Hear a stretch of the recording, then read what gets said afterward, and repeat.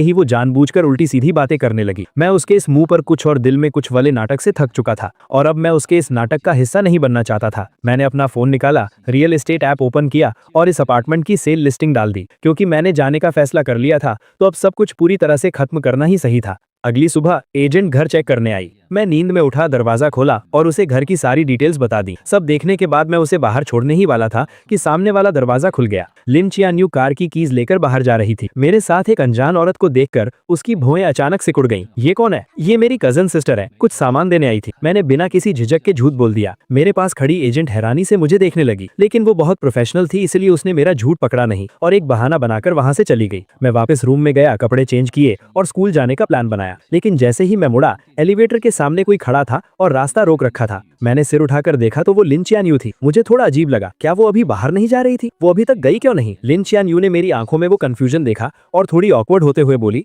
आज मैं तुम्हें स्कूल ड्रॉप कर दूंगी। मुझे समझ नहीं आ रहा था कि आज वो एक अलग इंसान की तरह बिहेव क्यों कर रही है, तो मैंने सिर हिलाकर मना कर दिया। लेकिन वो किसी बीमार इंसान की तरह मुझे ड्रॉप करने की जिद करने लगी। उसने बहुत से बहाने बनाए, लेट होने से लेकर रास्ते में पढ़ने तक। जब लगा कि वो एनवायरनमेंट सेव करने वाला बहाना भी देने ही वाली है तो मैं उससे बहस नहीं कर पाया। मैं और टाइम वेस्ट नहीं करना चाहता था, इसलिए मैं मान गया। पूरे रास्ते हम दोनों ने एक शब्द भी नहीं बोला। कार के अंदर एकदम सन्नाटा था। उसे मेरी बकबक सुनने की आदत थी। अब मुझे इतना शांत देखकर लिन चियान्यू को बहुत अजीब लग रहा था और उसके मन में एक हैरानी सी थी। ऐसा लग रहा था कि ये उसका वहम नहीं है। मैं इन कुछ दिनों में सच में बदल गया हूँ और ये बदलाव उसे अंदर ही अंदर घबरा रहा था। जब हम स्कूल पहुंचे, मैंने अपनी सीट बेल्ट खोली, बस थैंक यू कहा और पहले ही बाहर निकल गया। मैं तेजी से स्कूल गेट के अंदर गया और मैंने नोटिस किया कि वहां से गुजरने वाला हर इंसान मुझे एक बहुत अजीब नजर से घूर रहा है। यही लू चेंजू है। हाँ, वही जो ट्रेंडिंग टॉपिक में है। कितनी शर्म की बात है। ये अजीब बातें सुनकर मैंने जल्दी से अपना फोन चेक किया और मुझे मेरे कुछ फ्रेंड्स के भेजे हुए लिंक्स दिखे। मैंने लिंक ओपन किया और देखा कि किसी ने लिन चियान्यू को चेस करने की मेरी पूरी कहानी गॉसिप पेज पर डाल दी थी और वो ट्रेंड कर रही थी। उस चिंग द डेस्परेट डॉग वाले टाइटल को देखकर मैं एकदम हैरान रह गया। उस टाइटल के अंदर सबसे पॉपुलर पोस्ट वही थी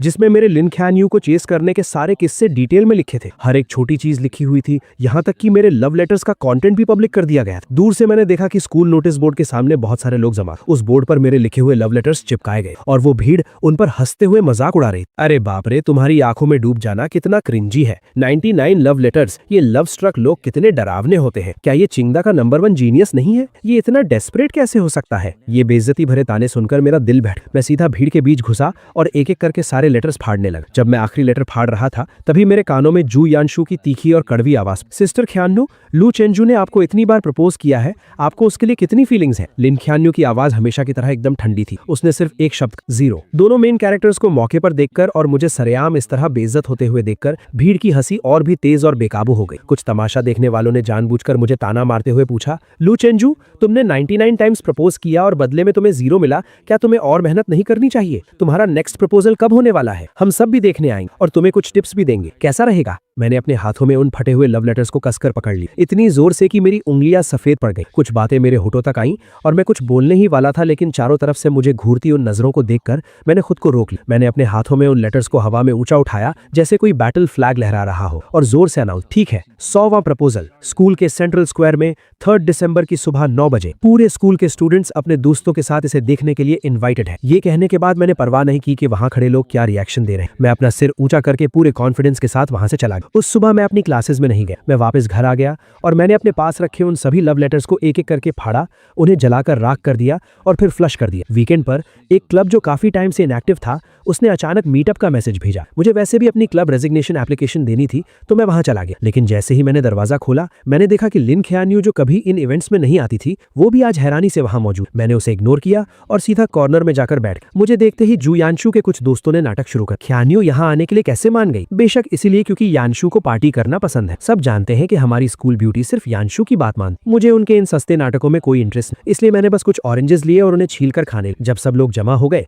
तो प्रेसिडेंट ने गेम शुरू करने की अनाउंसमेंट। मुझे कोई इंटरेस्ट नहीं था, लेकिन मुझे जबरदस्ती खींचा गया और मुझे बिना मन के इस बोरिंग ट्रूथ और डेयर गेम को खेलना पड़ा। 7-8 राउंड्स के बाद आखिरकार लिन चियान्यू हार गई। सब लोग एक्साइटमेंट भी चिल्लाने लगे, लिन स्कूल ब्यूटी को डेयर मिला है, कमरे में मौजूद किसी भी ऑपोजिट जेंडर को 3 मिनट तक किस करना। जल्दी बताओ स्कूल ब्यूटी ये डेयर पूरा करने के लिए किसे सिलेक्ट कर। मुझे पता था कि वो मुझे नहीं चुनेगी और मुझे फर्क भी नहीं पड़ता था कि वो किसे चुनती। मैं बस अपना सिर नीचे किए अपने हाथ में रखे डाइस के साथ खेलता रहा और बिल्कुल मेरी उम्मीद के मुताबिक लिन चियान्यू ने जू यानशु को चुना। लेकिन उसने एक शर्त रखी कि कमरे कमरे की सारी लाइट्स बंद कर दी जाएं। कमरे में घुप अंधेरा था और सिर्फ सांसों की आवाजें सुनाई दे रही। 3 मिनट बाद लाइट्स ऑन हो। लिन कैन्यू आकर अपनी जगह बैठ गए, लेकिन जोयांशु वहीं खड़ी हैरान थी और उसका चेहरा उतरा हुआ था क्योंकि लिन कैन्यू ने उसे किस नहीं किया था। मैंने बस एक नजर उसकी तरफ देखा, तभी प्रेसिडेंट ने नेक्स्ट राउंड शुरू करने को कहा। मैंने अपने हाथ की 3 डाइस बिना सोचे समझे फेंक दी। बदकिस्मती से तीनों डाइस पर 1 आया, जो सबसे लोवेस्ट स्कोर था। मैंने बिना कुछ कहे कार्ड्स के पाइल से एक कार्ड निकाला और वो वही सेम डियर था, बिल्कुल सेम पनिशमेंट। पल भर में कमरे के सभी लोग एक्साइट हो गए और उनकी नजरें मेरे,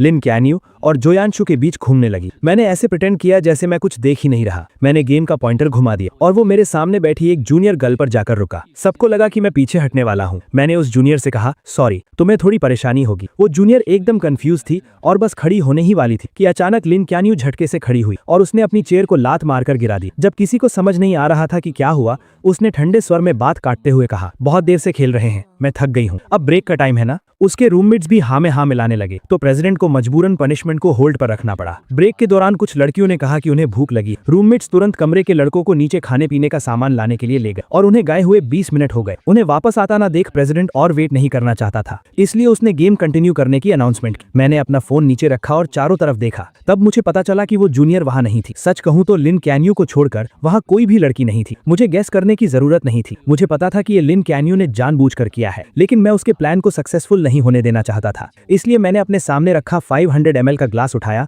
और सबकी तरफ इशारा किया। मैंने जिस पार्टनर को सिलेक्ट किया था वो जा चुका, इसलिए गेम के रूल्स के हिसाब से मैं ड्रिंक खत्म करके अपनी पनिशमेंट पूरी करूंगा। ये कहने के बाद मैंने बिना कोई एक्सप्रेशन बदले पूरा ग्लास एक सांस में खत्म कर दी। लिन कैन्यू को उम्मीद नहीं थी कि मैं उसे चुनने के बजाय ड्रिंक पीना चूज करूंगा। उसका चेहरा तुरंत गुस्से से डार्क हो गया। उसने मेरी तरफ देखा जिसका चेहरा अब लाल हो रहा था और अपने हाथ में पकड़े डाइस को इतनी जोर से दबाया कि उससे आवाज आने लगी। आधे लोगों के चले जाने के बाद गेम में कोई मजा नहीं बचा था, इसलिए वो पार्टी वहीं खत्म हो गई। मैं नशे में झूमता हुआ सबके जाने का वेट करता रहा। फिर मैंने अपने बैग से क्लब रेजिग्नेशन एप्लीकेशन निकाली और प्रेसिडेंट को दे दी। दीवार के सहारे मैं नीचे जाने की कोशिश करने लगा। मैं सीढ़ियों के पास पहुंचा ही था कि मुझे धुंधला धुंधला जोयांशु दिखाई दी। मैं उसे इग्नोर करके साइड से निकलने ही वाला था कि उसने मेरा हाथ जोर से पकड़ लिया। उसकी आंखों में बहुत गुस्सा था। अभी लाइट्स ऑन होने के बाद तुमने मुझे उस अजीब नजरों से क्यों देखा था? मैं तुम्हें बता दूं, भले ही सिस्टर कैन्यू में मुझे किस नहीं किया, उसका भी एक रीजन था। वो मेरी रिस्पेक्ट करती है। उसकी बातें सुनकर मेरी हंसी छूटने ही वाली थी, लेकिन मुझे पता था कि इस वक्त मैं कुछ भी कहूं जोयांशु नहीं समझेगी, इसलिए मैंने बस अपना सिर हिलाया और कहा,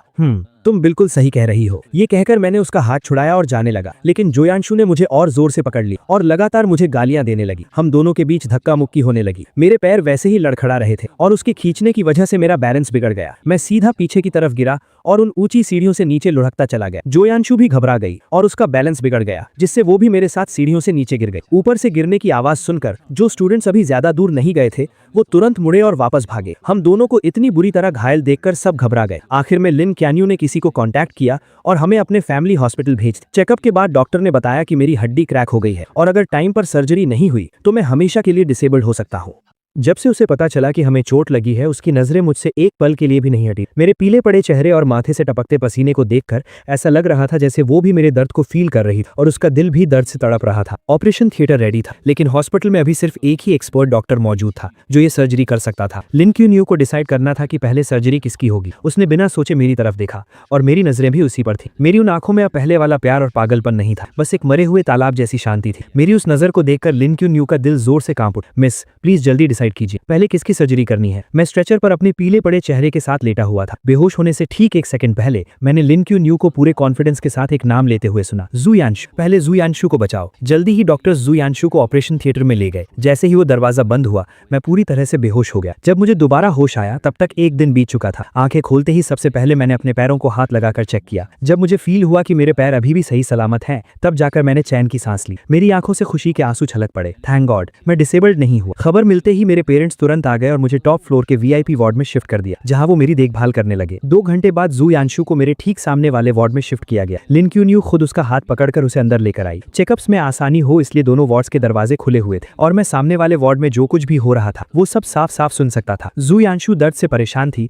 तो लिन कैन्यू को अलग अलग बातों से उसका ध्यान भटकाने की कोशिश कर रही थी। हॉस्पिटल का खाना उसे पसंद नहीं आ रहा था तो लिन कैन्यू खुद घर जाकर उसके लिए लाइट और हेल्थी खाना बनाकर लाई। वार्ड में खाली बैठे उसे बोर फील हो रहा था तो लिन कैन्यू उसके टाइम पास के लिए अलग अलग मजेदार चीजें लेकर आई। इन 10 दिनों में वो दोनों इतने क्लोज हो गए कि नर्सेस भी गॉसिप करने लगी कि क्या हॉस्पिटल के डायरेक्टर को उनका होने वाला दामाद मिल गया है। मैं चुपचाप ये सब सुनता रहा और मैंने कोई दखल नहीं दिया, लेकिन मुझे अच्छे से पता था कि लिन क्यू न्यू ये सब नाटक सिर्फ मुझे दिखाने के लिए कर रही है। आखिरकार मैंने इस वार्ड का दरवाजा सैकड़ों बार बंद किया था, लेकिन हर बार दरवाजा बंद होते ही कोई नर्स चेकअप के लिए आ जाती। ये कोई इत्तेफाक तो बिल्कुल नहीं। डिस्चार्ज वाले दिन मुझे बेसमेंट पार्किंग में वो दोनों फिर मिल गए। मुझे आता देख लिन क्यू न्यू ने व्हील चेयर पर बैठी जू यांशु को उठाया और कार में बिठा दिया। लू चेंजो, मैंने सुना है तुम क्यू न्यू के घर के सामने ही रहते हो, चलो हम तुम्हें ड्रॉप कर देते हैं। मैं उनसे कोई बात नहीं करना चाहता था, तो मैंने बिना सिर उठाए सीधा अपनी कैब में बैठ गया। जब कैब मेरे अपार्टमेंट के नीचे पहुंची, मैंने अपने पेरेंट्स की हेल्प लेने से मना कर दिया और अपनी क्रचेस के सहारे अकेले ही घर चला गया। एलिवेटर बेसमेंट 1 से फर्स्ट फ्लोर पर आई। लिन क्यू न्यू जिसे जू यांशु को घर छोड़ने जाना था,